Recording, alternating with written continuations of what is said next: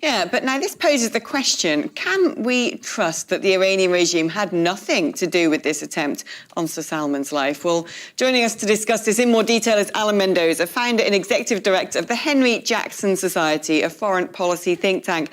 Alan, I mean, Khomeini has been dead a while now, which, as I understand, means that the fatwa can't be lifted.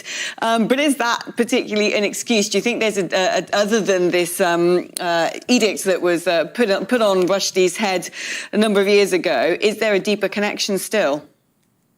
Well, yes. I mean, particularly as back in 2019, not so long ago, the current Supreme Leader, Khamenei, he put a reminder of the fatwa on Twitter, of all places, to just, kind of stoke the fire still further. So the idea the Iranians have walked away from this, even though it might be sort of sitting around, Khamenei is dead, is not true. They have been encouraging it it being carried out.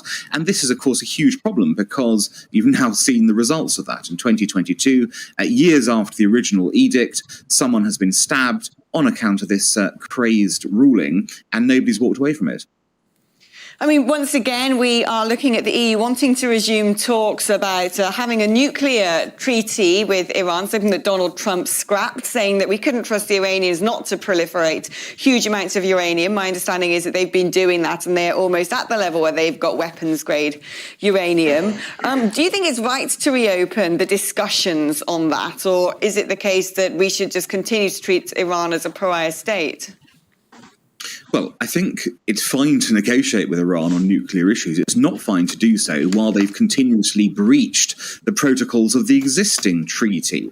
Now, what we should have done as a country is the minute those clauses were breached by Iran, we should have snapped back sanctions and told them, you've broken the rules. We are going to put sanctions back on you. If you want to come and renegotiate, that's fine, but we're going to do it from a position when you're sanctioned, not from where you're not sanctioned. And so the mistake here has been to negotiate essentially from a position of weakness, which has encouraged the Iranians to break all these nuclear rules. They've enriched more uranium, they have developed more reactors, they've enriched to a higher level of, all of these things are happening and we've done nothing in response. Now, that is not a sensible way to proceed in this way. And now we've had this attack, of course, as well. We should be going further and labelling groups like the IRGC a terrorist organization, just as they have in the USA for some years now.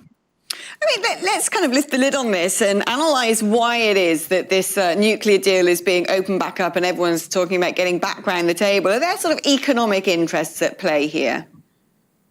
Well, yes, I mean, the trading is going on, of course. The Europeans in particular have been very keen to maintain those trading relations over the last few years. So although, of course, it is important to try and, stop nuclear weapons from being developed, the problem we faced is the economics appear to have trumped the strategy and the military advice on this. And as a result, Iran has got closer and closer to developing that nuclear weapon, while at the same time trading with us while they've been doing it. So it's a pretty pathetic situation to emerge. We haven't stopped them on their nuclear ambitions, and we've enriched our economy along the way through trade. We've seen that China is developing weapons of mass destruction. How dangerous would a nuclear weapon be in the hands of Tehran?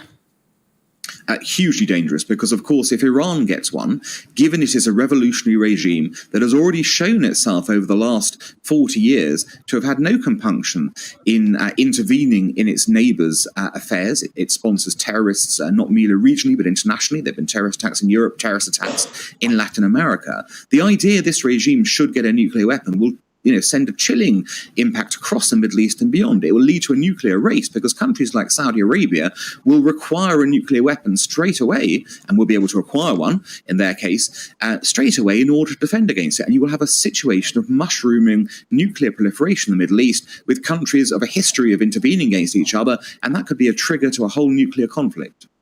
Yikes. Dr. Alan Mendoza, always great talking to you, Executive Director of the Henry Jackson Society there.